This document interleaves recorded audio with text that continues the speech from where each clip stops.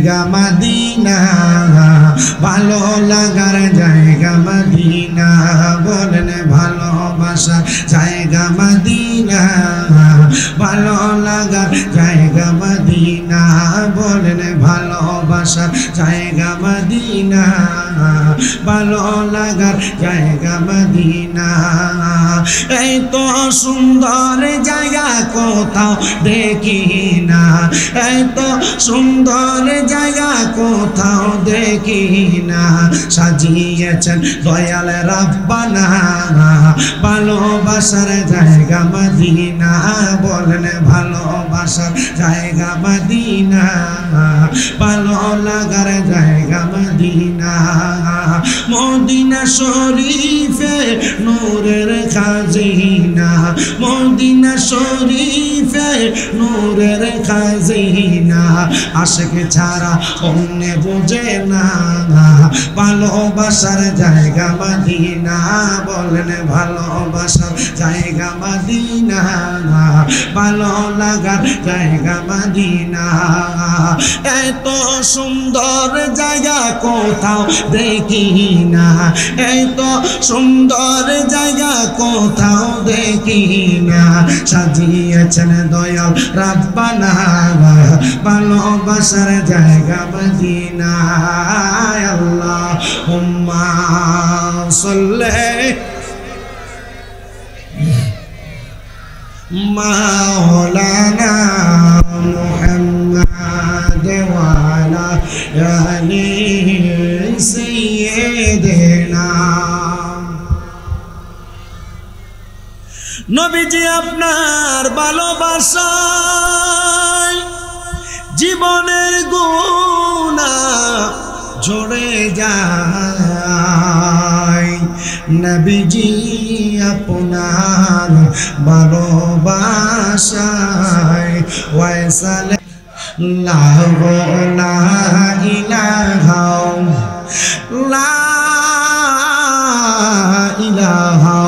ইল্লাল্লাহু মুহাম্মাদুর রাসূলুল্লাহ সাল্লাল্লাহু আলাইহি ওয়াসাল্লাম আসেন আমার ভাইরা বাবারা বন্ধুরা রাত্র যেহেতু গভীর হয়ে গেছে আমি গুনাহগার মূর্খ মানুষ আমার সঙ্গে আল্লাহ তাআলার ইসমে জাতের জিকিরে মশগুল হয়ে যাবেন যেহেতু রাত্র গভীর গো বন্ধু আমরা জীবনে অনেক গুনাহ করেছি আমাদের গুনাহের খবর আমাদের মা বাবা আত্মীয় স্বজন বন্ধু বান্ধব কেউ জানে না একজন জানে তিনি হলো আমার আল্লাহ পাক রব্বুল আলামিন আল্লাহ পাক রব্বুল আলামিনের কাছে জীবনের গুনাহগুলো maaf করানোর জন্য এমন ভাবে মোহাব্বতের সাথে আল্লাহকে ডাক দিবেন যেন আল্লাহ তাআলা আপনার আমার জীবনের গুনাহগুলো maaf করে দেয় সোলাপুকুরিয়া এলাকার আমার মা বোনেরা গো মাইকের আওয়াজ যদি আপনাদের কানের মধ্যে যায় একটু নিজের জীবনের গুনার কথা স্মরণ কইরা কলবটার মধ্যে ধাক্কা দিয়া মোহাব্বতে আল্লাহ তাআলার ইসমে জাতের জিকির করবেন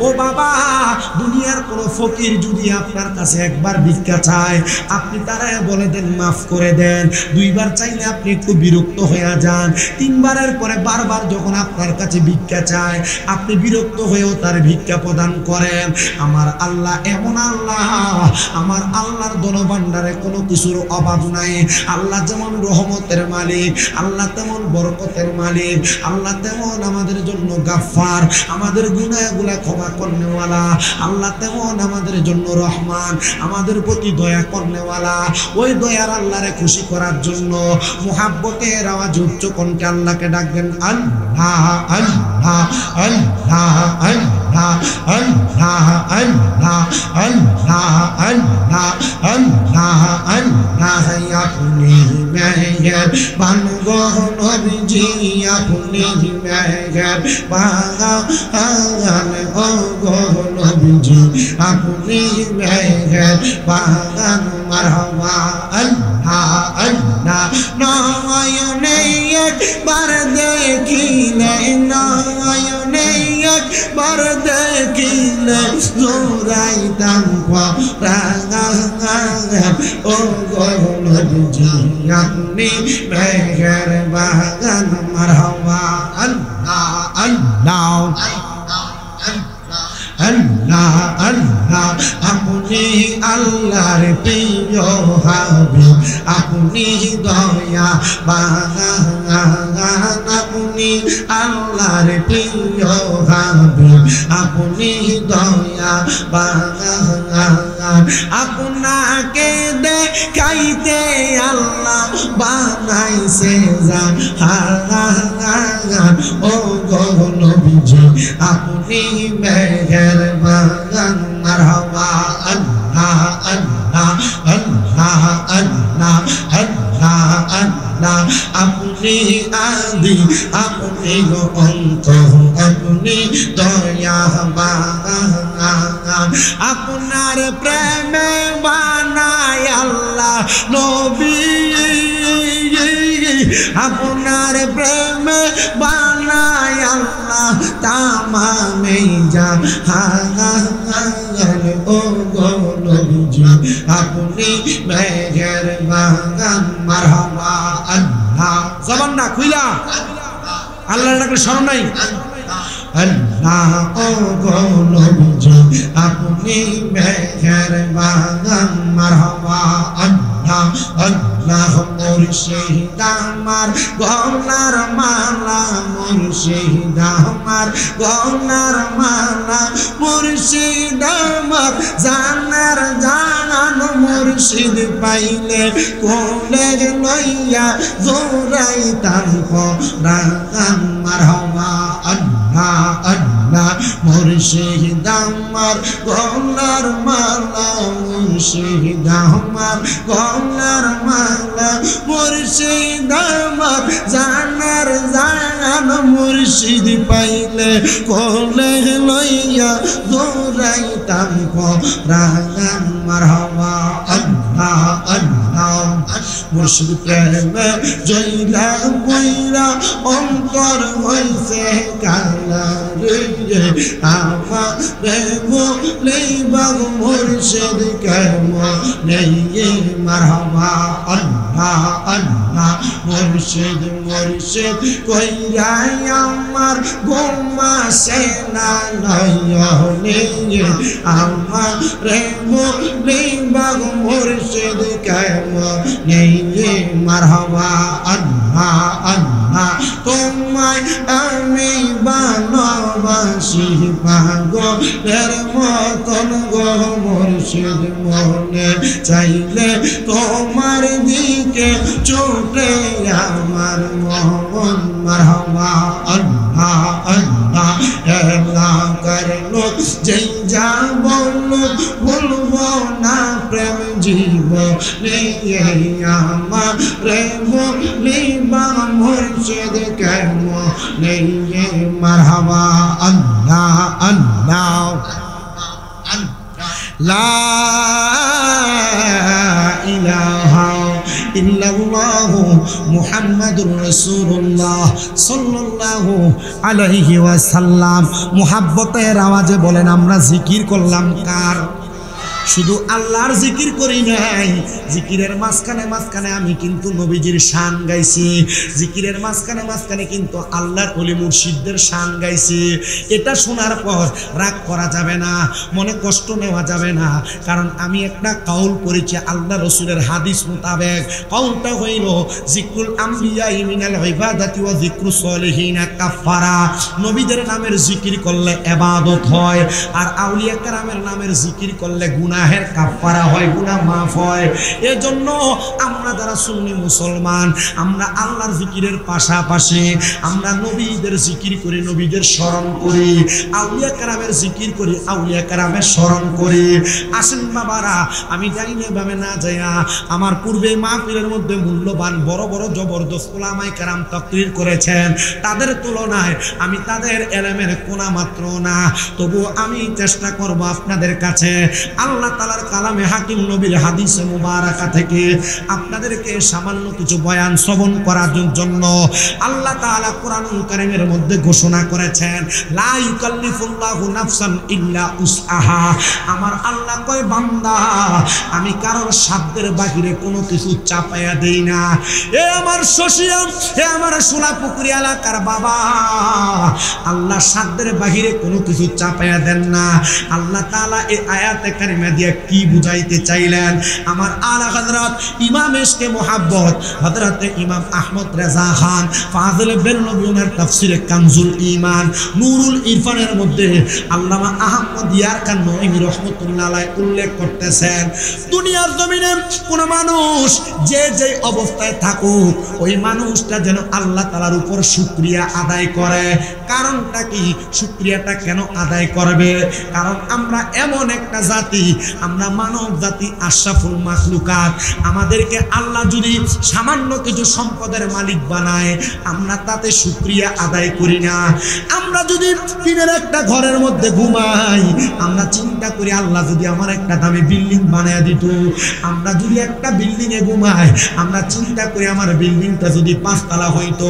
আমরা যদি প্রতি মাসে 30-40 হাজার টাকা ইনকাম করি, আমরা চিন্তা করি আল্লাহ যদি আমার মাসে 1 লক্ষ টাকার একটা ইনকামের ব্যবস্থা দিত। কিন্তু আমার আল্লাহ তাআলা এমন স্বাভাবিক অবস্থার মধ্যে আপনার রাইখা আমার রাইখা আল্লাহ তাআলা পরীক্ষা করে। ও বান্দা, তুমি যা কিছু পাও রে, এই সকল কিছু আমি আল্লাহর পক্ষ থেকে নিয়ামত। এই নিয়ামত গ্রহণ কইরা আল্লাহর কোন বান্দা যদি নিয়ামতের শুকরিয়া আদায় করে, আমার আল্লাহ তাআলা বান্দার নিয়ামতরা বাড়ায়া দেয়। আল্লাহ জানিয়ে দেয়, বান্দা ওয়াশকুরু নিআমাতাল্লাহি আলাইহিম ইন কুনতুম ইয়াহু তা'বুদুন। ও বান্দা, তোমরা আমি আল্লাহর নিয়ামতের শুকরিয়া আদায় করো যদি তোমরা আমি আল্লাহর ইবাদত করো। এ শশী এলাকার বাবা, এ সুলাপুকুর এলাকার মুরব্বীরা, এ মাইকের আওয়াজ শুননেওয়ালা পর্দার অন্তরালের মা বোনেরা, আমরা নামাজ পড়ি আল্লাহর জন্য, রোজা রাখি আল্লাহর জন্য, হজ যাকাত দান সদকা যত রকমের ইবাদত, এই সকল ইবাদত করি আমরা আল্লাহর জন্য। কিন্তু আমরা আল্লাহ তাআলার শুকরিয়ার ব্যাপারে বড় অলস। আল্লাহর শুকরিয়া যদি আপনি আদায় করেন, আমার আল্লাহ তাআলা আপনারে একটা দুইটা না, আল্লাহ তাআলা নিয়ামত বাড়ায় দিবেন আপনারে আমার 10টা। মুহাব্বতের আওয়াজে কন্যা কয়টা? এটা আস্তে বলে আর জোরে বলেন না, কয়টা? কেমন নিয়ামত বাড়ায় দিবেন? আল্লাহর নবীর প্রখ্যাত হাদিস বিশারদ হযরত আনাস ইবনে মালিক রাদিয়াল্লাহু তাআলা আনহু জিনার উপাধি হলো খাদেমুর রাসূল। আমার নবীজির 10 বছর খেদমত করার কারণে আমার নবী তারে খাদেমুর রাসূল উপাধি দিয়েছেন।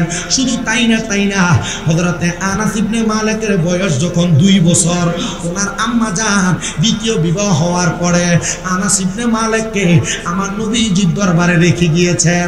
এবং আনাস ইবনে মালিকের আম্মা জান আমার নবীজি সাহাবায়ে কেরামের আনসারী মহিলা একজন সদস্য ছিলেন, যিনি সাহাবায়ে কেরামদেরকে যুদ্ধের কাজে রান্না করে সহযোগিতা করতেন। হযরত আনাস ইবনে মালিক রাদিয়াল্লাহু তাআলা আনহু বলেন, আমি আমার নবীরে প্রশ্ন করলাম, ইয়া রাসূলুল্লাহ, মায়ার নবী, আপনার কাছে জানতে চাই আমার আল্লাহ তাআলা শুকরিয়া আদায়কারী বান্দারে কি কি উপহার প্রদান করে। নবী আমার বলেন, 1 নাম্বার সেই সর্বপ্রথম পুরস্কার দেয়, ওই পুরস্কারটার নাম হলো হায়াত বৃদ্ধি করে দেওয়া। এমন ভাবে হায়াত বৃদ্ধি করে দিবে, ওই হায়াতের কারণে বান্দাটা দুনিয়ার জিন্দেগিতে সুন্দরভাবে ঈমানের সাথে বাঁচতে পারবে। ও বাবা, একটাবার চিন্তা করে দেখেন, এই শশিয়া এবং সোলাপুকুরিয়া বরুড়া থানার কোনো মানুষ হার্ট অ্যাটাক করলে, স্ট্রোক করলে, মানুষটাকে আইসিইউর মধ্যে ঢুকাইলে কত টাকা আইসিইউতে অক্সিজেনের বিল দেওয়া লাগে। কিন্তু আমার আল্লাহ এমন দয়ার আল্লাহ, আল্লাহর শুকরিয়া আদায় করলে আল্লাহ হায়াত বাড়ায়া দেয়। আল্লাহ যেন আপনার আমার হায়াত বাড়ায়া দেয়। একটাবার ওই আল্লাহর শুকরিয়া আদায় করে মুহাব্বতের আওয়াজে জোরে পড়েন না আলহামদুলিল্লাহ। আস্তে কয় আর জোরে কয় না আলহামদুলিল্লাহ। আপনি যদি মারা যান, আপনার শুকরিয়া আদায় করার রাস্তা বন্ধ। আমি আজকে জুমার নামাজের মধ্যে বয়ান করেছিলাম, মৃত ব্যক্তিদের জন্য জীবিত ব্যক্তিদের দোয়া হলো উপহার, উপঢৌকন, গিফট। মারহাবা পড়েন। এই হাদিসে মুবারাকা পড়তে যায়া খুতবার একবারে শেষের দিকে আমাদের কুমিল্লা আলিয়া মাদ্রাসার যিনি মুহাদ্দিস, বর্তমান প্রিন্সিপাল আল্লামা গোলাম মুস্তাফা শাহ হুজুর কেবলার ওই খুতবার মধ্যে দ্বিতীয় খণ্ডে আমি দেখলাম শেষের দিকে লিখতেছেন, এ দুনিয়ার মানুষ, এক একটা মানুষ যখন ইন্তেকাল করে, ইন্তেকাল করার পর সে দুনিয়া থেকে কবরে কিছু নিয়ে যাইতে পারে না, কিন্তু ওই ব্যক্তির তিনটা জিনিস কবরের মধ্যে জারি থাকে। এক নাম্বার, তার যেই জিনিসটা জারি থাকে সেটা হলো তার দান এবং সাদাকা। আমি আপনাদের কাছে টাকা পয়সা চাচ্ছি না, আমার ওয়াজ এখনো অনেক বাকি। দুই নাম্বার, ওই মানুষটার দুনিয়াতে শিক্ষা গ্রহণ করা এমন এলেম যা দ্বারা মানুষ উপকৃত হয়। তিন নাম্বার, ওই মানুষটার নেক সন্তান। এই তিনটা কাজের মাধ্যমে আপনি কবরের মধ্যে কিয়ামত রাত পর্যন্ত প্রশান্তি আর দোয়া পাইতে থাকবেন। আপনারা দুনিয়াতে যা করেন আর না করেন আল্লাহ তাআলার প্রশংসা করে যাবেন। এটা কিন্তু আপনার দুনিয়াতে রেখে যাওয়া সবচাইতে বড় সৎকার একটা অংশ। এই সৎকার অংশ হিসেবে এলেম অর্জন করার দিকটাও কিন্তু আরেকটা। মুহাব্বতের সাথে শুনবেন বাবা, আমার নবী বললেন এক নাম্বার আল্লাহ তাআলা শুকরিয়া আদায় করা। শুকরিয়ার বাক্য সুবহানাল্লাহ, শুকরিয়ার বাক্য আলহামদুলিল্লাহ, শুকরিয়ার বাক্য লা ইলাহা ইল্লাল্লাহ, শুকরিয়ার বাক্য হলো আলহামদুলিল্লাহ সুবহানাল্লাহ লা ইলাহা ইল্লাল্লাহ ওয়াহদাহু লা শারীকা লাহু লাহুল মুলকু ওয়া লাহুল হামদু ইউহয়ী ওয়া ইউমীতু ওয়া হুয়া আলা কুল্লি শাইইন কাদির। এই শুকরিয়ার বাক্যগুলা আল্লাহর নবীজির হাদিসে মুবারাকা দ্বারা প্রমাণিত। এগুলা যদি আপনি সব সময় আদায় করেন বাবা, আল্লাহর নবী রহমতের নবী ঘোষণা করতেছে ওই মানুষটার যদি দুনিয়ার জমিনে সমুদ্রের ফেনার পরিমাণ গুনাহ থাকে, আমার আল্লাহ তাআলা তার গুনাহগুলা মাফ করে দিবে। দুই নাম্বার, আমার আল্লাহর ওই বান্দা যদি অভাবে থাকে, আমার আল্লাহ তার অভাব দূর করে দিবে। তিন নাম্বার, ওই বান্দা যদি মুসিবতে বিপদে থাকে, আমার আল্লাহ বান্দারে বিপদ থেকে উদ্ধার করে দিবে। চার নাম্বার, ওই বান্দা যদি কঠিন কোনো রোগে আক্রান্ত থাকে, আমার আল্লাহ তাআলা বান্দাকে কঠিন রোগ থেকে শেফা দান করে দিবে। পাঁচ নাম্বার, ওই বান্দা যদি দুনিয়ার জমিনের মধ্যে বেঁচে থাকা অবস্থায় আল্লাহ তাআলা বান্দাকে ঈমানের সাথে মরণ দান করবে। জোরে জোরে বলেন সুবহানাল্লাহ। বাড়িওয়ালা নাই রে বাড়ি নাই রে দুনিয়াতে, বাড়িওয়ালা নাই রে বাড়ি নাই রে দুনিয়াতে, চোখেরই পলকে তুমি হতে পারো লাশে, চিরতরে বন্ধ হবে তোমারই নিঃশ্বাসে, হবে এলান তোমারই নাম মসজিদের মাইকে, হবে এলান সবারই নাম মসজিদের মাইকে, বাড়িওয়ালা নাই রে বাড়ি নাই রে দুনিয়াতে, বাড়িওয়ালা নাই রে বাড়ি নাই রে দুনিয়াতে, বাড়ি গাড়ি মেল ফ্যাক্টরি টাকার পাহাড়, বিলাসিতায় কেটেছে জনম কতই অহংকার, বাড়ি গাড়ি মেল ফ্যাক্টরি টাকার পাহাড়, বিলাসিতায় কেটেছে জনম কতই অহংকার, দামি কাপড় ছেড়ে হবে, দামি কাপড় ছেড়ে হবে সাদা কাফন পরিতে, বাড়িওয়ালা নাই রে বাড়ি নাই রে দুনিয়াতে, বাড়িওয়ালা নাই রে বাড়ি নাই রে দুনিয়াতে, বাড়িওয়ালা নাই রে বাড়ি নাই রে দুনিয়াতে। তোমার বয়ে থাকতো মানুষ ছিল বাহাদুরি, ভাবনি হাওয়ায় উড়া তুমি যে রঙিন ঘুড়ি, তোমার ভয়ে থাকতো মানুষ ছিল বাহাদুরি, ভাবনি হাওয়ায় উড়া তুমি যে রঙিন ঘুড়ি, সুতোয় টানে দিলে মালিক, সুতোয় টানে দিলে মালিক পারবে না থাকিতে, বাড়িওয়ালা নাই রে বাড়ি নাই রে দুনিয়াতে, বাড়িওয়ালা নাই রে বাড়ি নাই রে দুনিয়াতে, বাড়িওয়ালা নাই রে বাড়ি নাই রে দুনিয়াতে। এ আমার বাবা, একটা বার চিন্তা করে দেখেন, ইমানদার হয়ে যদি আপনি মরতে পারেন তাহলে আপনার জীবনটা ধন্য হবে। মরার পর কবরের মধ্যে আপনার ফেরেশতারা সুভাষণ স্বাগতম জানাবে। ইমানদার হয়ে মরতে পারলে আমার আল্লাহ তাআলার ফেরেশতারা আপনার সুন্দর করে রূহ কবজ করবে। কত মানুষ মারা যায় এই শশুয়া এলাকায়, সোলাপুকুরি এলাকায়, যে মানুষটা মারা যাওয়ার সময় বিছানাতে প্রস্রাব পায়খানা করে দেয়। কত মানুষ মারা যায়, মারা যাওয়ার সময় নাকে মুখে দিয়ে রক্ত ছেড়ে দেয়। কত মানুষ মারা যায়, মারা যাওয়ার সময় জিহ্বায় কামড় দিয়া মরে। কত মানুষ মারা যায়, মারা যাওয়ার সময় চোখগুলা উল্টে যায়।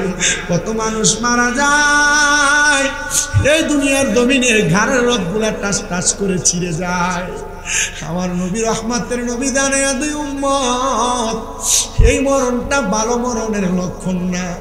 ওগো মায়ার নবী, ইমানদার যারা, মুমিন বান্দা যারা, জিকির করনেওয়ালা জাকের যারা, আল্লাহর নবীরে স্মরণ করনেওয়ালা বান্দা যারা, ইবাদত করনেওয়ালা আবেদ, ইবাদত করনেওয়ালা সলে মুসলে বান্দা যারা, তারা কেমনে মরবে গো নবী?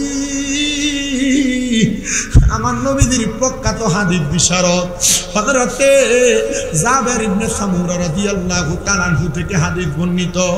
তিনি বলেন, আমার নবীজি জবান মুবারকে আমি বলতে শুনেছি, আমার নবী বলেন, কোন ইমানদারের রূহ যখন কবজ করা হবে, রূহ কবজ করার আগে আমার আল্লাহ তাআলা যখন আজরাইলকে প্রেরণ করবে, আজরাইল যাইয়া ইমানদার বান্দার সর্বপ্রথম বুকটার মধ্যে ধরবে। বুকটার মধ্যে দিয়া যখন রূহ কবজ করতে চাইবে, দুইজন ফেরেশতা ইমানদার বান্দার বুকের সামনে দাঁড়ায়া যাবে। ফেরেশতাগুলা ডাক দেয়া বলবে, আজরাইল, ইমানদার বান্দার রূহ তুমি বুক দিয়া কবজ করতে পারবা না। কারণ কি জানো? কারণ হইল ইমানদার বান্দার বুকের মধ্যে আল্লাহ নবীর প্রতি ভালোবাসা, মুহাব্বত আছে। দুই নাম্বার, ইমানদার বান্দার রূহ যখন বুক দ্বারা কবজ করা যাবে না, ফেরেশতা আজরাইল আলাইহিস সালাতু ওয়াস সালাম বান্দার কপালের মধ্যে হামলা চালায়া দিব। বান্দার রূহ কবজ করার জন্য বান্দার কপালের মধ্য থেকে দুইটা ফেরেশতা বাধা দিয়া দিবে। রে আজরাইল, বান্দার কপাল দিয়ে রূহ কবজ করা যাবে না, কারণ বান্দা সেজদা দিয়েছে। বান্দার কপালের মধ্যে সেজদার জন্য আমরা দুইজন ফেরেশতা তার রূহ কবজের বাধা হয়ে দাঁড়িয়ে গেলাম। ওই ফেরেশতা আজরাইল আলাইহিস সালাতু ওয়াস সালাম, মালাকুল মউত আপনার আমার ডান দিকে হামলা করবে রূহ নেওয়ার জন্য। ডান দিক দিয়ে যখন হামলা করবে, ডান দিক থেকে দুইটা ফেরেশতা বাধা দিয়া বলবে, রে আজরাইল, বান্দার ডান দিক দিয়ে রূহ কবজ করা যাবে না, কারণ বান্দার ডান দিকে তার মা বাবার খেদমত অবস্থা আছে। এ আজরাইল, এবার আজরাইল যে বাম দিকে হামলা করবে রূহ নেওয়ার জন্য, বাম দিক থেকে দুইটা ফেরেশতা বাধা দিবে, বান্দার বাম দিক দিয়ে রূহ কবজ করা যাবে না। বলে কারণ কি? বলে বান্দার বাম দিকে তার দান এবং সাদাকা। ফেরেশতা আজরাইল ফিরে যাবে, আমার আল্লাহ তাআলার কাছে অনুমতি নিবে, ওগো আল্লাহ, বান্দার রূহ তো কোনো দিক দিয়ে কবজ করা যায় না। আর ইমানদার বান্দা দুনিয়াতে মুমিন ছিল বিদায় বান্দার রূহ কবজ করতে বড় কষ্ট হয়। তখন আজরাইলকে অনুমতি দেওয়া হবে, এ আজরাইল, ইমানদার বান্দা ইন্তেকাল করার সময় কালেমা পড়বে। ওই কালেমা পড়ার সময় বান্দার জবান দ্বারা যে বাতাস বের হবে, ওই বাতাসের মাধ্যমে তার রূহ কবজ করা লাগবে। বান্দার রূহ যখন বাতাসের মাধ্যমে কবজ করবে, একটা ছোট্ট বাচ্চা কান্না করলে তার মা মাথার মধ্যে হাত বুলিয়ে দিলে ওই বাচ্চা যেমন ঘুমায়া যায়, ওই বান্দা ইমানদারের রূহ কবজ করার সময় বান্দা তেমন ঘুমায়া যাবে। মরণের কষ্ট বান্দা টের পাবে না।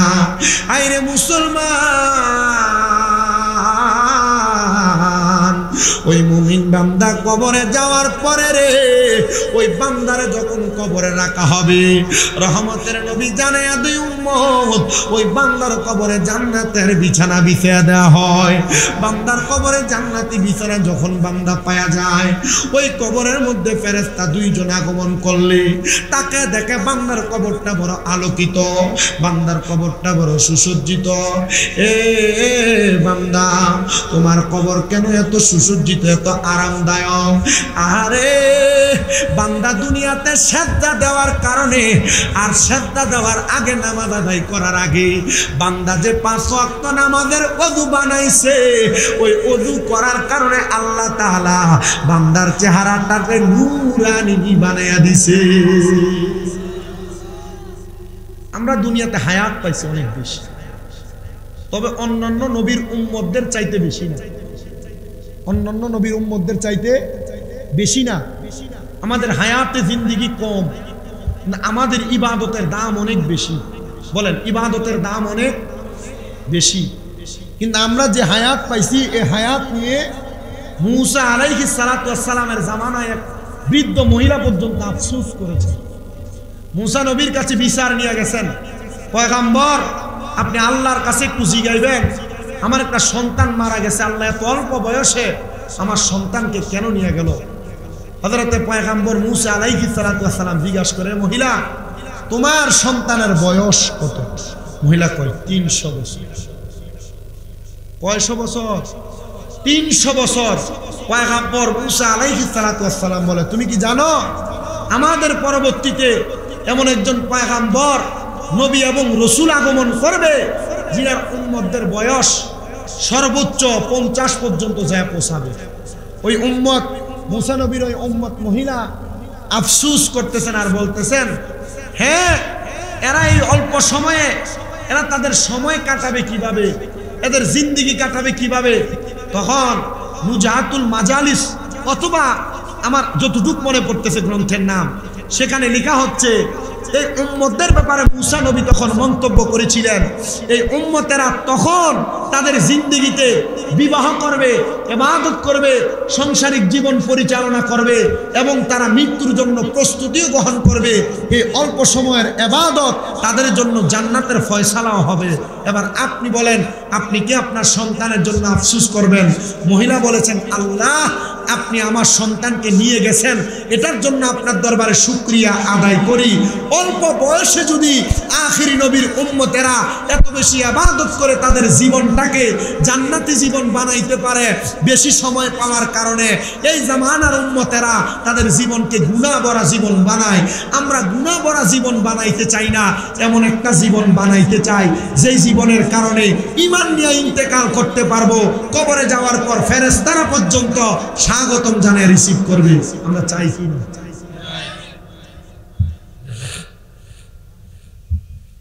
ইমানদার বান্দা রূহ কবজ করে নিয়ে আজরাইল যখন নিয়ে যাবেন, আজরাইল নিয়ে যাওয়ার সময় রূহটা ডাক দিয়া বলবে, রে আজরাইল আমারে তুমি কেন এত তাড়া আস্তে আস্তে নিয়ে যাও?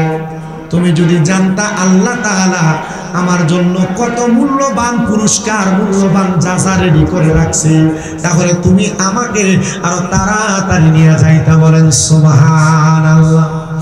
ইমানদার বান্দারে যখন প্রথম আসমান নিয়ে যাওয়া হবে, প্রথম আসমানের দরজা বরাবর 1 জন 2 জন না, 19 জন ফেরেশতা ডান দিকে, 19 জন ফেরেশতা বাম দিকে সিরিয়াল করে দাঁড়ায় থাকবে। আহলান ওয়া সাহলান মারহাবান দুয়ুফুর রহমান বলে বলে ইমানদার বান্দাকে স্বাগতম জানায় কবরের মধ্যে প্রথম আসমানে রিসিভ করা হবে। এ ফেরেশতারা তোমরা কেন এই বান্দাটারে এত সুন্দর করে সুদর্শন জানাও, রিসিভ করতেছো? জানতে চাই। তারা ডাক দিয়ে বলবে, অন্য কোনো কারণ না, বান্দা মুমিন হওয়ার কারণে বান্দার শরীর এবং বান্দার রূহটা একটা সুগন্ধিযুক্ত রূহ হয়ে গেছে, এই জন্য মুমিন বান্দাকে আমরা রিসিভ করে করে উপরের দিকে নিয়ে যাই। বলেন সুবহানাল্লাহ। গত বছর মাহফিলে বেঈমানদের মৃত্যুর ব্যাপারে আমি আপনাদের কাছে কথা বলেছিলাম, আমার মনে আছে। এই জন্য আজকে আপনাদেরকে ঈমানদারের ইন্তেকালের ব্যাপারে কথা বলে যাই। তবে সাবধান, সতর্ক, জীবনের যত গুনাহ আমরা করি না কেন, আমরা যদি আমাদের সব গুনাহ থেকে আল্লাহর দরবারে ক্ষমা প্রার্থনা করি, আল্লাহ তাআলা আমাদের গুনাহগুলো ক্ষমা করে দিবে। অনেকে চিন্তা করে গুনাহ করতে করতে আমাদের জীবনটা একবারে বিসর্জিত, আল্লাহ তাআলা আমাদেরকে মাফ করবে কিনা। আমি আপনাদেরকে ছোট্ট একটা কারগুজারি ওয়াকিয়া শোনায় দিলে আপনারা বুঝতে পারবেন আল্লাহ তাআলা কেমনে মানুষকে মাফ করে দেয়। আপনার একটা ছোট্ট ভালো কাজ আপনারা জান্নাতি বানাইতে পারে, একটু শুনবেন মনোযোগ দিয়া। বনি ইসরাইলের 3টা ব্যক্তি, তাদের কাজ হলো মানুষের ক্ষতি করা, রাস্তায় রাস্তায় ঘোরাফেরা করে এলাকার কোন মানুষকে কখন বিপদে ফেলা লাগে তারা শুধু সেই চিন্তা করত। দেখবেন শশুইয়া সোলাপুকুরি এলাকায় অনেক মানুষ আছে শয়তান মার্কা, যারা দোকানে বইসা বইসা একজনের নামে গীবত করে, পরনিন্দা করে, গীবত করে, আর মানুষকে কিভাবে ক্ষতি করা লাগে সেই চিন্তা করে। আপনারা বলেন এমন বাজে মানুষ সমাজে আছে না? একজাত মানুষ যারা দোকানে বসে বসে মানুষের নিন্দা, মানুষের গীবত, মানুষের পিছনে পিছনে কথা বলা, সাদা মুখের ভিতরে নিয়ে একজনের বিরুদ্ধে বলা, এমন অনেক মানুষ এলাকায় আছে না? দেখবেন এই কোয়ালিটির মানুষটির ভিতরে যেগুলো আছে এর ভিতরে কিছু কিছু সুদ খায়, ঘুষ খায়, পরের হক মাইরা মাইরা খায়, আছে না?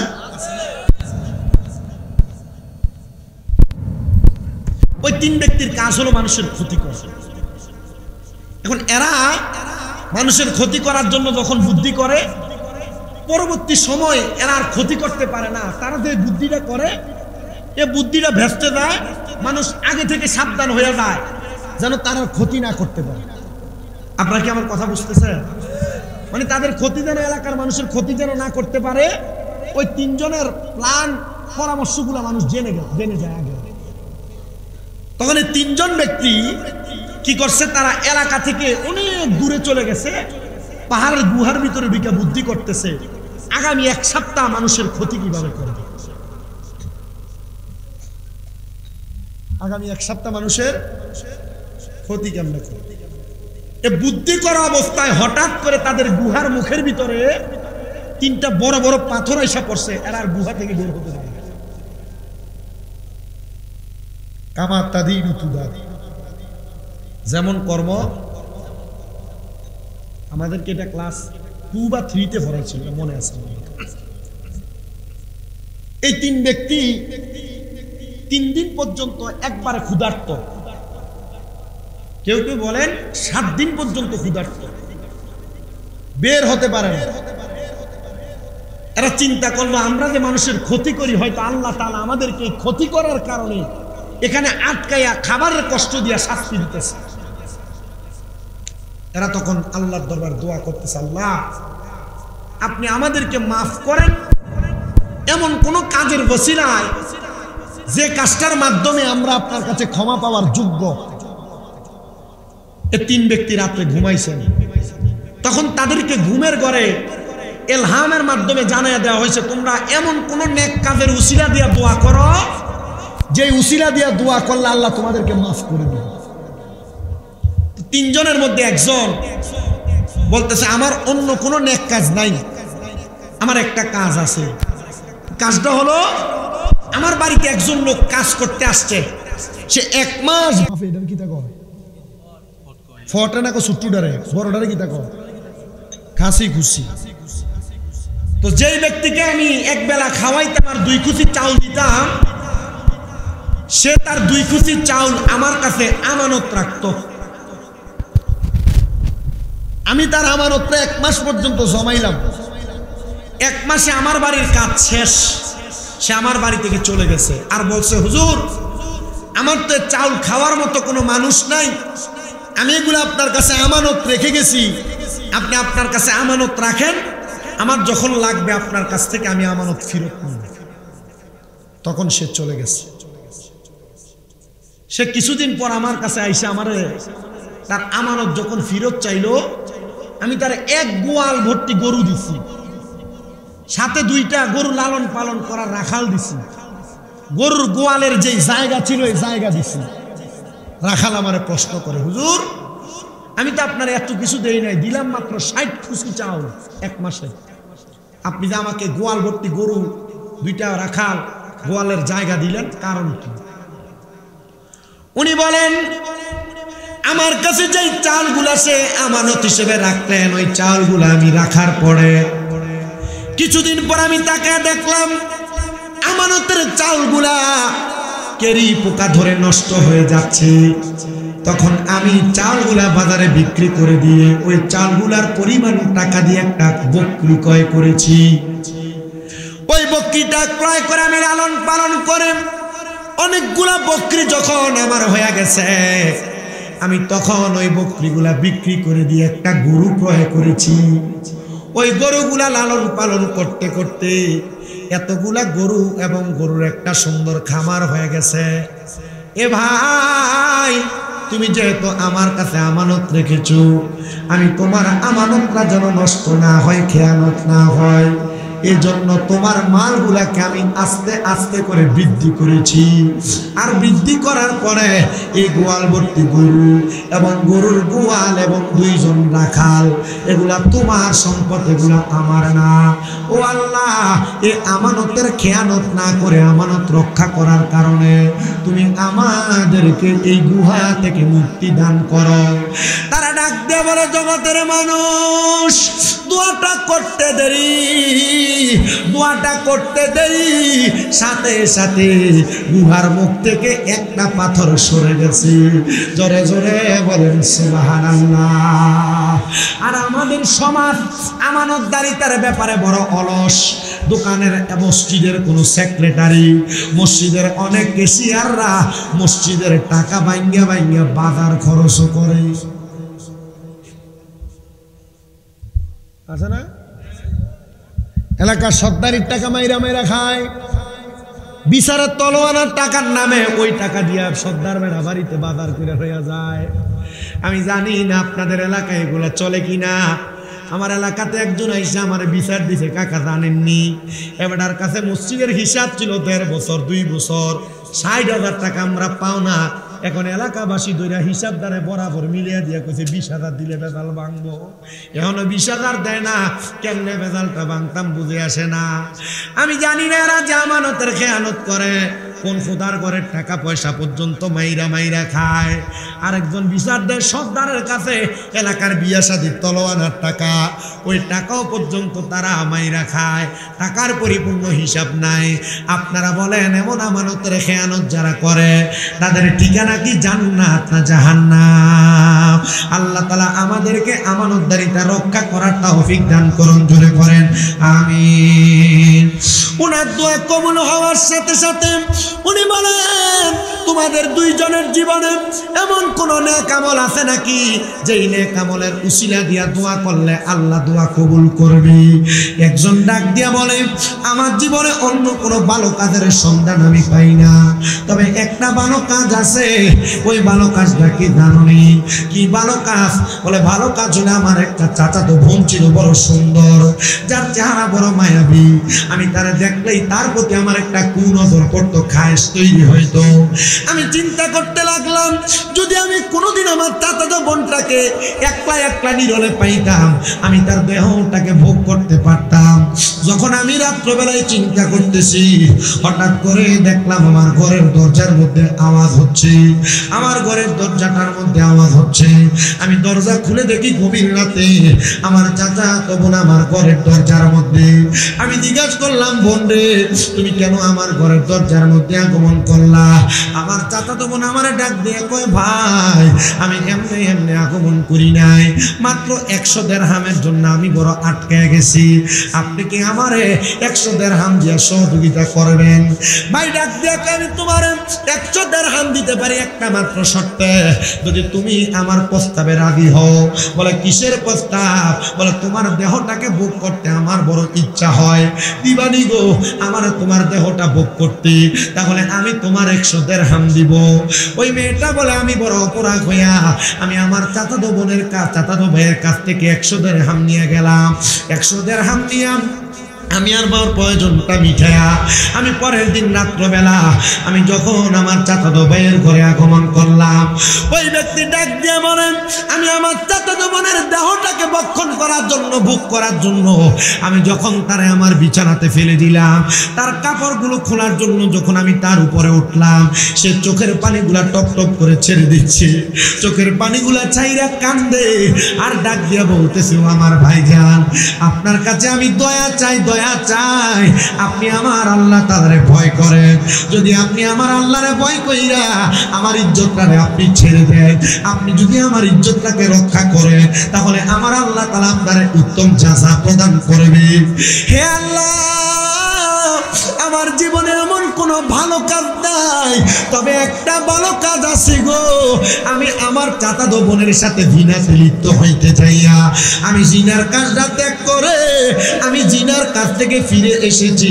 আল্লাহ তুমি আমার এইটার উসিলায় মাফ করে দাও। তারা বলেন সাথে সাথে আমরা তাকে দেখলাম রে বুগার মুখ থেকে বড় পাথরটা সরে গেছে। এ যুবক ভাই, এ পর্দার অন্তরালের মা, হে আমার এলাকার যুবতী যারা আছো গো, আপনারা যারা এমন জিনা ব্যভিচারের সাথে লিপ্ত, আপনাদের সবার কাছে আমার আবদার এই জিনা ব্যভিচার থেকে দূরে থাকার চেষ্টা করেন। জানেননি গো, গোপনে গোপনে জিনা ব্যভিচার গোপনে গোপনে গুনাহ করলে আমার আল্লাহ তাআলা মানুষের হায়াত এবং রিজিক কমায়া দেয়। এজন্য গোপনে গোপনে গুনাহ কইরেন না। আপনারা মনে করেন মনে হয় একটা নারীর দেহ ভোগ করলে জিনা হয়, একটা নারীর শরীরের উপর যদি অত্যাচার টর্চার করা হয় গুনাহ হয়। না না না, জিনার সংজ্ঞা দিতে যে আল্লামা ইমাম ইসমাহানি রহমতুল্লাহ আলাইহি উদাহরণ দিচ্ছেন। একটা মানুষ তার চোখ দ্বারা, তার মুখ দ্বারা, তার কান দ্বারা, তার পা দ্বারা, তার হাত দ্বারা, পাঁচটা জিনিস দ্বারা মানুষ জিনা করতে পারে। শুধু একটা নারীর সাথে মিলামিশা করলে জিনা না, একটা পরনারীর দিকে, গায়রে মাহরাম নারীর দিকে চোখ দিয়ে তাকাইলে জিনার গুনাহ হয়। একটা গায়রে মাহরাম নারীর দিকে নারীর গলার আওয়াজ কান দ্বারা শুনলে জিনার গুনাহ হয়। একটা গায়রে মাহরাম নারীর সঙ্গে মুখ দিয়ে কথা বললে মুখের জিনার গুনাহ হয়। একটা গায়রে মাহরাম নারীর দিকে হাত দ্বারা স্পর্শ করলে হাতের গুনাহ হয়। একটা গায়রে মাহরাম নারীর সঙ্গে পা দিয়ে হাইটা হাইটা যাই দেখা করতে গেলে ওই মানুষটার পায়ের জিনা হয়। যুবক ভাই, যেই কানের মধ্যে মোবাইল লাগিয়ে তুমি প্রেমের সম্পর্ক লাগাইয়া দাও, মনে রাখবা এটার কারণে তোমার কানের জিনা হবে। যেই মুখ দিয়ে তুমি পরনারীর সঙ্গে কথা বলো, মনে রাখবা এটার কারণে তোমার জবানের জিনা হবে। যেই চোখ দিয়ে তুমি পরনারীর দিকে তাকাও, ওই চোখে তোমার জিনার গুনাহ হয়। যে হাত দিয়া তুমি বিবাহ ছাড়া একটা মেয়ের সঙ্গে সম্পৃক্ত হইয়া পার্কে বৈশা বৈশা মেয়েটার হাতে হাত রাইকা মাথায় হাত রাইকা চলাফেরা করো, এটার কারণে তোমার জিনার গুনাহ হয় হাতের। মেয়েটার সঙ্গে দেখা করার জন্য তুমি তোমার পা দিয়া হাইটা হাইটা যাও, এটার কারণে তোমার পায়ের জিনার গুনাহ হয়। জিনা থেকে বাঁচার চেষ্টা করো। আল্লাহর নবী কয় কোন পুরুষ মানুষ যদি দুইটা জিনিসের হেফাজত করে ওই পুরুষ মানুষ জান্নাতি। ইয়া রাসূলুল্লাহ, কোন দুইটা তিনটা জিনিসের হেফাজত করে ওই পুরুষ মানুষটা হলো জান্নাতি? এক নাম্বার হলো কোন পুরুষ মানুষ যদি তার দুই চোয়ালের মাঝখানে মানে জিহ্বাকে হেফাজত করে ওই পুরুষটা জান্নাতি। দুই নাম্বার কোন পুরুষ মানুষ যদি তার দুই রানের মধ্যবর্তী স্থান লজ্জাস্থানের হেফাজত করে ওই পুরুষ মানুষ জান্নাতি। আর কোন পুরুষ মানুষ যদি সালাতুল উস্তা দুই দুই করে 4 ওয়াক্ত নামাজের মধ্যবর্তী নামাজ মানে সালাতুল আসরের নামাজের হেফাজত করে, আমার আল্লাহ তাআলা তার জান্নাতের গ্যারান্টি দেয়। জোরে জোরে পড়ে সুবহানাল্লাহ। এ পর্দার অন্তরালের মা, তোমার স্বামী প্রবাসে থাকে, তুমি তোমার দেবর, তুমি তোমার এলাকার কোন যুবকের সাথে বিভিন্ন রকমের কথাবার্তায় লিপ্ত হয়ে যাও। আমি বড় অবাক হই, সোশ্যাল মিডিয়ার মধ্যে এমন বড় খবর দেখা মাঝে মাঝে অনেক প্রবাসীরা ফোন করে করে আমাদের কাছে বিচার দেয়, হুজুর আমার স্ত্রী আমার কথা শুনে না, আমার স্ত্রীকে ঘর থেকে বের হইতে না বললে সে নিজে নিজে বের হয়ে যায়, আমাদের আদেশ মানে না। এ পর্দার অন্তরালের মা, এ আমার সোনাপুকুরি এলাকার মা বোনেরা, এ আমার বড়ুয়া এলাকার মা বোনেরা, স্বামীর আদেশ যারা মানো না, স্বামীর আদেশ অনুমতি ছাড়া যারা ঘর থেকে রাস্তায় বের হয়ে যাও, মনে রাখবা আল্লাহর নবীর ঘোষণা, একটা মহিলা যেন তাদের স্বামীর আদেশ ছাড়া বাবার বাড়িতেও যাবে না। আর বেডি মোটামুটি জামাইয়ের অনুমতি পুরা বড়ুয়া বাজার ঘুরে চললে জামাই 10টা পর্যন্ত। কথা বলেন না?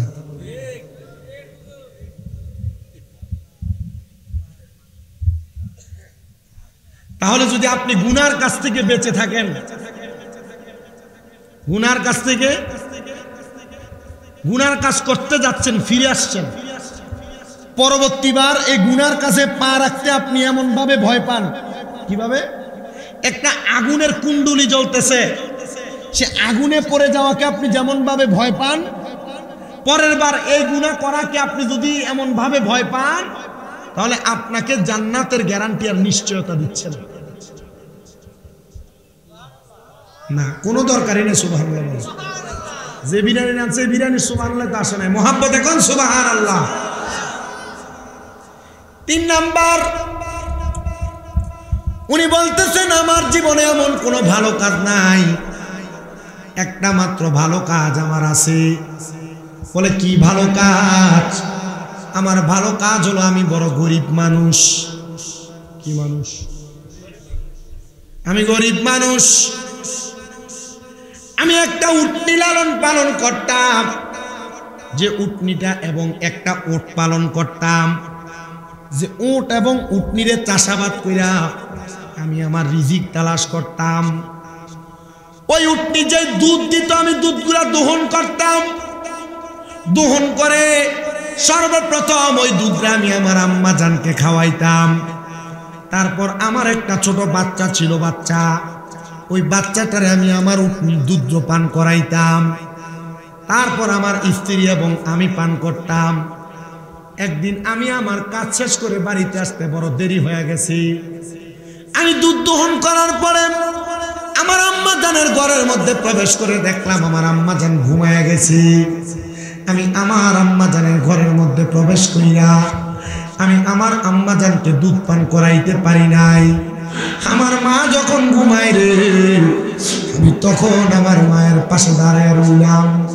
আমার ছোট দুধের বাচ্চাটা খাবারের জন্য কান্না করে, কিন্তু আমি আমার বাচ্চাটারে খাবার দিই না। আমি ওয়াদা করেছিলাম আমি আমার মার দুধ পান না করে আমি এই দুধ আর কাউরে পান করাবো না। তারপর আমি আমার সন্তানকে পান করাবো। আমার সন্তান এমন ভাবে কান্না করছে, আমার মা জননী কান্নার আওয়াজ শুনে ঘুম থেকে জাগ্রত হয়ে গেছে। আমার মা ঘুম থেকে জাগ্রত হওয়ার পর আমি আমার মাটার দুধ পান করাইলাম। আমার মা দুধ পান করার পর আমি আমার সন্তান এবং আমার স্ত্রীর দুধ পান করাইছি। আমার অন্য কোনো ভালো কাজ নাই। ও আল্লাহ তাআলা, আমি দুনিয়ার কোনো মানুষকে প্রাধান্য দেওয়ার আগে আমি আমার মা জননীর প্রাধান্য দিয়েছি। আল্লাহ গো, এটার উসিলায় তুমি আমারে মাফ করে দাও। তারা 3 জন ডাক দিয়ে বলে এই 3টা ভালো কাজের উসিলা দেওয়ার কারণে আল্লাহ তাআলা আমাদেরকে এই গুহা থেকে মুক্তি দান করেছে। আমরা তওবা করেছি, আর কোনোদিন গুনার কাজ করব না। আমার সোলাপুকুরি এলাকার বাবারা, ফয়জানে মদিনা মডেল মাদ্রাসা তিনখানার আজকে যারা এখানে উপস্থিত হয়েছেন আমার মুরব্বী মুসলমান ইমানদারেরা, একটাবার চিন্তা করে দেখেন, ভালো ভালো নেক কাজের উসিলা দিয়া দোয়া করলে আল্লাহ দোয়া কবুল করে নেয়। আরে বাবা, দুনিয়ার জমিনে আমানতদারিতা রক্ষা করলে আল্লাহ তাআলা মুক্তি দান করে। দুনিয়ার জমিনে গুনার কাজ ত্যাগ করলে আল্লাহ তাআলা দুনিয়াতে এবং আখিরাতে মুক্তি দান করে। দুনিয়ার জমিনে সবার আগে মা বাপরে প্রাধান্য দিলে আল্লাহ তাআলা মুক্তি দান করে। আপনাদের সবার কাছে আমি আমার আলোচনা শেষ করার আগে একটাই মাত্র আবদার রেখে যাই, যা কিছু করেন আর না করেন আম্মা পরে গুরুত্ব দিবেন, আমানতদারিতা রক্ষা করবেন। দুনিয়ার জমিনের মধ্যে থাকা অবস্থায় কখনো গুনার কাজের দিকে পা বাড়াইবেন না। আপনাদেরকে শুধু বুঝে রাখার জন্য ছোট্ট একটা ওয়াকে আমি আপনাদেরকে শোনাই আমার জীবনের। আমার আম্মা জান আজকে 6 মাস পর্যন্ত অসুস্থ, 6 মাসের বেশি সময়। আমার মায়ের পিএলআইডি অপারেশন হওয়ার কারণে বিছানায় পড়ে আসে। প্রথম 2 মাস উঠে বসতেও পারতো না, এখন স্বাভাবিকভাবে কোনো রকম একটু স্ট্রেচার ধরে ধরে হাঁটে। আমার মা যখন অসুস্থ হয়, আমি যখন হসপিটালের বেডে আমার আম্মা জানকে আলগি দিয়ে ভাবে তুলি, আমার আম্মা জানকে দেখছি আমার মা চোখের পানি ফালায়া ফালায়া কান্দে। আমি জিজ্ঞাসি, আপনি যদি কান্না করেন আমাদের মন ভেঙে যায়, কান্দেন কেন? কান্না করার কারণটা বলেন। আমার মা আমারে জবাব দিছে, তুই কোনোদিন কোনো ওজন কোনো জিনিস আলগি দেস নাই, আজকে আমার আলগি দিয়ে আমার লেগে তোরা বড় কষ্ট করতেছস।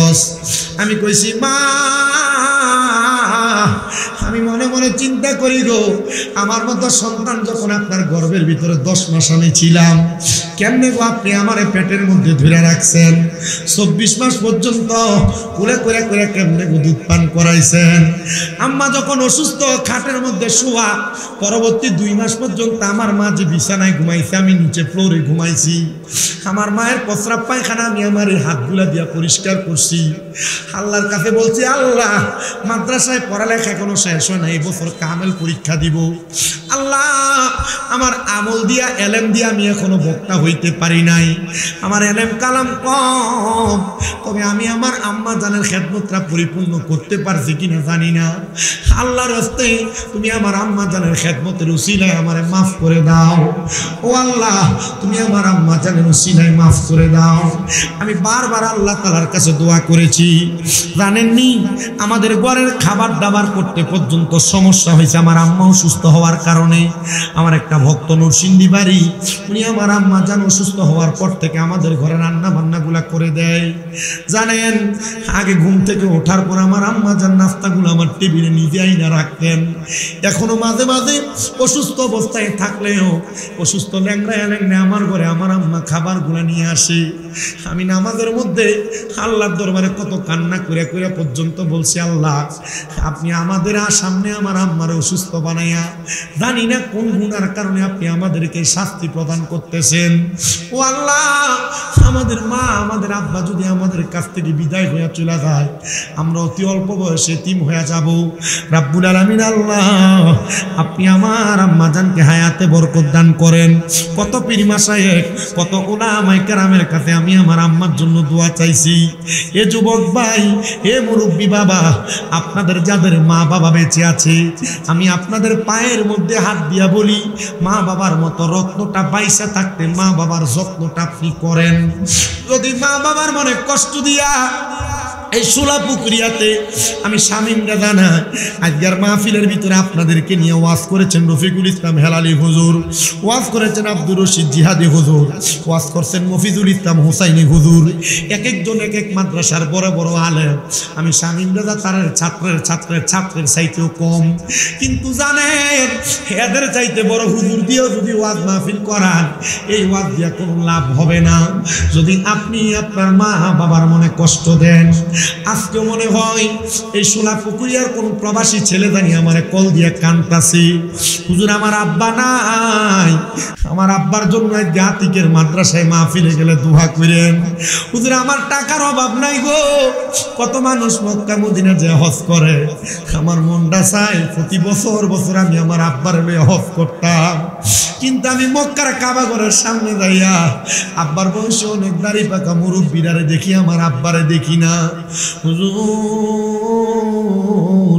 আমার আব্বা বড় কষ্ট করে কৃষি কাজ করে আমার বিদেশ পাঠাইছে, এখন আমার আব্বা কবরে, আপনি আমার আব্বার জন্য কাজ করে করে দোয়া করবেন। এ সন্তান আপনারা অনেকে আপনাদের মা বাপকে জুদা করে দেন, আলাদা করে দেন। আমি আপনার পায়ের মধ্যে হাত দিয়ে বলি, আপনি আপনার মা বাপকে জুদা করেন না, মা বাপকে আলাদা করেন না। মা বাপ আপনার জন্য বড় একটা নিয়ামত। মা বাপ যদি আপনার কাছ থেকে 1 দিরহাম খরচ করে, আল্লাহ তাআলা আপনার লক্ষ কোটি গুণ বাড়ায় দিবে আপনার সম্পদের মধ্যে। কিন্তু বর্তমান সমাজ এমন পোষা, বর্তমান সমাজ এমন নিকৃষ্ট, মা বাপরে ভাত খাওয়ানি নিয়ে বিচার বসা লাগে, মা বাপরে খানা খাওয়ানি নিয়ে দরবার বসানো লাগে। সমাজের মধ্যে মা বাপ এক বেলা এক ভাইয়ের ঘরে, আরেক বেলা আরেক ভাইয়ের ঘরে খায়। এ সন্তান তোমার কে একটু লজ্জা শরম লাগে না? তোমরা 5-6 ভাইরে তোমার মা বাপ বড় কষ্ট করে পালছে, একটা তরকারি যদি রান্না করতো 5-6 ভাইকে সমান ভাগ করে খাওয়াইতো, কেমনে রে তোমরা সপ্তাহ মা বাপকে আলাদা করে দাও? আমি তোমাদের পায়ে হাত দিয়া বলি, এখান থেকে বাড়িতে যাইয়া মা বাবার পাগুলার মধ্যে ধরে বলবা, মা ও আব্বা জান, আল্লাহর রাস্তে আপনার পায়ে হাত দিয়া বলি, আপনি আমাদেরকে মাফ করে দেন, এখন থেকে আর জুদা খাওয়া লাগবে না। আমি সন্তান যা খাবার খাবো আপনি সেই খাবার খাবেন, আপনি আমার ঘরে খানা খাবেন। অন্য সন্তানের যদি মন চায় আপনারা খাওয়াইবো, না খাওয়াইলে অসুবিধা নাই। সন্তান আম্মা আব্বার কাছে ক্ষমা প্রার্থনা করবা। এতদিন পর্যন্ত মা বাবার মনে যত কষ্ট দিছ, অনেকে চিন্তা করে হুজুর আমার মা বাবা মরে গেছে, আমি কেমনে মাপ চাইবো? এ সন্তান মা বাবার কাছে মাপ না চাইলে, মা বাপ যদি তোমারে মাপ না করে, আমার আল্লাহ তাআলা তোমারে মাফ করবে না। আল্লাহর নবী জানায়া দেয়, সাখাতুর রাব্বি ফি সাখাতিল ওয়ালিদাইন, আম্মা আব্বার অসন্তুষ্টিতে আমার আল্লাহ তাআলা অসন্তুষ্ট হয়ে যায়। যদি তুমি তোমার মা বাবার কাছে মাপ চাইতে পারো রে, মা বাপ যদি তোমার মুখ দিয়া বলে মাফ করে দিছি, মনে করবা আমার আল্লাহও মাফ করে দিছে। কারণ আল্লাহর নবীর ঘোষণা, রেদার রব্বি ফি রিদাল ওয়ালিদাইন, মা বাবার সন্তুষ্টিতে আমার আল্লাহ সন্তুষ্টি হয়ে যায়। আরে বাবাকে তোমরা কাবা জানিও, মদিনা জানিও, মাকে যদি গো তারা বেঁচে থাকে। নবী বলে আমি সেবি নাই, সেবিতে পারি নাই, আমি সেবি নাই, সেবিতে পারি নাই, সেবিও বাবা উম্মত, সেবিও আমার উম্মত। বাবাকে তোমরা কাবা জানিও, মদিনা জানিও, মাকে যদি গো তারা বেঁচে থাকে। নবী বলেন আমি করি নাই, করিতে পারি নাই। নবী বলেন আমি করি নাই, করিতে পারি নাই, করিও আমার উম্মত। পিতা মাতার খেদমত, পিতা মাতার খেদমত। এ সন্তান আজকের সোলাপুকুরিয়া ফয়জানে মদিনা মডেল মাদ্রাসার মাহফিল কবুল হবে কিনা জানি না, তবে যদি একটা গ্যারান্টি তোমারে দিয়া যায়, আগামীকালকে যদি দেখো সোলাপুকুরিয়ার কোনো দোকানে বইসা কোনো মুরব্বী বলে হ্যাঁ স্বামীর রেজা ছোট মানুষ, তার কথা শুই না, আমার ফুতে বাড়িতে আমার পায়ে ধরে মাপ চাইছে, মনে করবা মাহফিল আল্লাহর দরবারে কবুল হয়ে গেছে। এ সন্তান জীবনে কোনো অন্যায় করো নাই, মা বাবার পায়ে ধরে মাপ চাইলে তোমার দাম কমবে না, সম্মান কমবে না। আম্মা আব্বার পায়ে ধরে মাপ চাইলে আল্লাহ তোমারে মাফ করে দিবে। কিন্তু অনেক সন্তান চিন্তা করে হুজুর যাদের বাড়িতে আব্বা আছে তারা বাড়িতে যে বাবার পায়ে ধরে মাপ চাইবো, আমার তো আব্বা নাই, আমি কার পায়ে ধরে মাপ চাইবো? ও হুজুর যাদের বাড়িতে মা আছে তারা বাড়িতে যাইয়া মার পায়ে ধরে মাপ চাইবো, আমার তো মা নাই, আমি কার পায়ে ধরে মাপ চাইবো? এ আমার মুসলমান, মা বাপ যদি কবরে থাকে আখিরি মুনাজাতের মধ্যে মা বাবার জন্য দোয়া করা হবে, রব্বির হামহুমা কামা রব্বায়ানি সগীরা ওয়া কুল রব্বির হামহুমা কামা রব্বায়ানি সগীরা। কোন সন্তানের মা মারা যাওয়ার পরে, বাবা মারা যাওয়ার পরে ওই সন্তান যদি চোখের মনি কোটার মধ্যে দোয়াটা কইরা কান্দে, পানিটা মাটিতে পড়ার আগে আমার আল্লাহ তার মা বাবার জীবনের গুনাহ মাফ করে দেয়। আমি জানি না আজকে কে জানি এমন আম্মা আব্বা কবরে দিয়া মাহফিলে বসে গেছেন। আল্লাহর নবীজির প্রখ্যাত সাহাবী হযরতে সাদ ইবনে উবাইদা রাদিয়াল্লাহু তাআলা আনহু আমার নবীর কাছে এসে ডাক দিয়ে কয়, নবী গো আমার আম্মা জান ইন্তেকাল করার পরে আমি আমার মায়ের জানাজা পড়তে পারি নাই। বলেন তো কোন সন্তানের মা মরার পর ওই ফুতে যদি জানাজা না পড়াইতে পারে তার মনে কি কষ্ট কম না বেশি? হযরত সাদ ইবনে উবাদা আয়েশা ডাক দিয়ে কয়, ইয়া রাসূলুল্লাহ, নবী গো আমি আমার মায়ের জানাজা পড়তে পারি নাই। ইয়া রাসূলুল্লাহ, আমি যদি আমার মায়ের পক্ষ থেকে কোনো দান সদকা করি কোনো লাভ আসেনি? আমার নবী বলেন কলা নাম, হ্যাঁ লাভ আছে। সাহাবী কই, ইয়া রাসূলুল্লাহ আপনি সাক্ষী থাকেন, আমার মিখওয়াত নামক একটা খেজুরের বাগান আছে, আপনি নবীর সাক্ষী রেখা আমি আমার খেজুরের বাগানটা আমার মার জন্য আল্লাহর রাস্তায় আমি সদকা করে দিলাম। আমার নবী ডাক দিয়া কই, রে সাদ আমি নবী গ্যারান্টি দিলাম এই বাগান থেকে যত মানুষ মানুষ খেজুর ভক্ষণ করে ফায়দা লুটবে। আমার আল্লাহ তাআলা তুমি সাদ ইবনে উবাইদার মায়ের কবরের মধ্যে নাজাত দিবে। আম্মা জান আয়েশা সিদ্দিকা থেকে আরেকটা হাদিস বর্ণিত। মা আয়েশা সিদ্দিকা বলেন, আমি আমার নবীর সাথে উস্তুনে আয়েশার নিচে বসা। কোথায়? উস্তুনে আয়েশার নিচে। আমার নবীজির মদিনা শরীফের 3টা খেজুরের গাছ ছিল। মদিনা শরীফের মা বাইনা বাইতি ওয়া মিনবারি রাউযাতুম মিন রিয়াদিল জান্নাহ, এই রিয়াজুল জান্নাহর মধ্যে আমার নবীর 3টা খেজুরের গাছ ছিল। একটা গাছের নাম হলো উস্তুনে হান্নানা, একটা গাছের নাম হলো উস্তুনে আহাদা, একটা গাছের নাম হলো উস্তুনে আয়েশা। উস্তুনে হান্নানা খেজুর গাছটার মধ্যে ধরে আমার নবী খুতবা দিতেন। উস্তুনে আহাদা ওই খেজুর গাছের নিচে বৈশা বৈশা দূর দূরান্তের মুসলমান যারা আসতো আমার নবী তাদের সঙ্গে কথা বলতেন। আর উস্তুনে আয়েশা যেটার গোড়ার মধ্যে বৈশা আমার নবী মা আয়েশার সাথে গল্প করতেন, কথোপকথন করতেন। সুবহানাল্লাহ, জোরে কয় না? আম্মা জান আয়েশা সিদ্দিকা বলেন, আমি আমার নবীর সাথে উস্তুনে আয়েশার নিচে বসা। আমার নবীজির সম্মুখে একজন মহিলা আগমন করলেন। আয়েশা ডাক দিয়া কই, ইয়া রাসূলুল্লাহ, ইয়া হাবিবাল্লাহ, নবী আমার মা ইন্তেকাল করেছে অসুস্থ অবস্থায়। অনেকের মা বাপ মারা গেছে না, অসুস্থ রোগে আক্রান্ত হইয়া জবান বন্ধ হইয়া, এমন অনেকে মারা যায় না। মহিলা ডাক দিয়া কই, হুজুর আমার মা মারা গেছে অসুস্থ অবস্থায়, জবান বন্ধ হইয়া গেছে। যদি জবান খোলা থাকতো আমার মনে চাইতেছে আমার মা হয়তো সদকা করে দান করে মারা যাইতেন। ও মায়ের নবী, আমার মা যে মারা গেছেন, এখন আমার মায়ের অনেক সম্পদ, আপনি বলেন না আমি আমার মায়ের পক্ষ থেকে অথবা মৃত ব্যক্তির পক্ষ থেকে কি সদকা করব? আমার নবী কয়, পানি পানি সদকা করো। ওই মহিলা ডাক দিয়া কয়, আমি যখন নবীজির জবান মুবারকে পানি শুনলাম, আমি নবীজির কথা মোতাবেক আমি একটা কূপ খনন করলাম।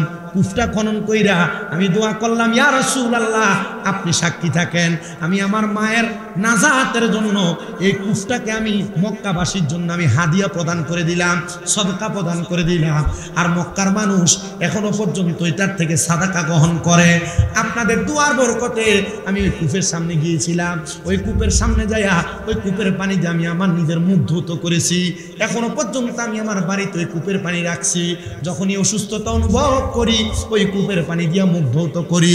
যখনই অসুস্থতা অনুভব করি আমি আপনাদের কাছে থাকা অবস্থায় আমি আপনাদের অসুস্থতা অনুভব করলে বীরে শেফার পানি দিয়ে মুখ ধৌত করি, বীরে শেফার পানি পান করি, বীরে গাছের পানি দিয়ে আমি গোসল করি, বীরে শেফার পরে বীরে গাছের পরে বীরে রাওহার পানি বক্ষণ করি, পান করি।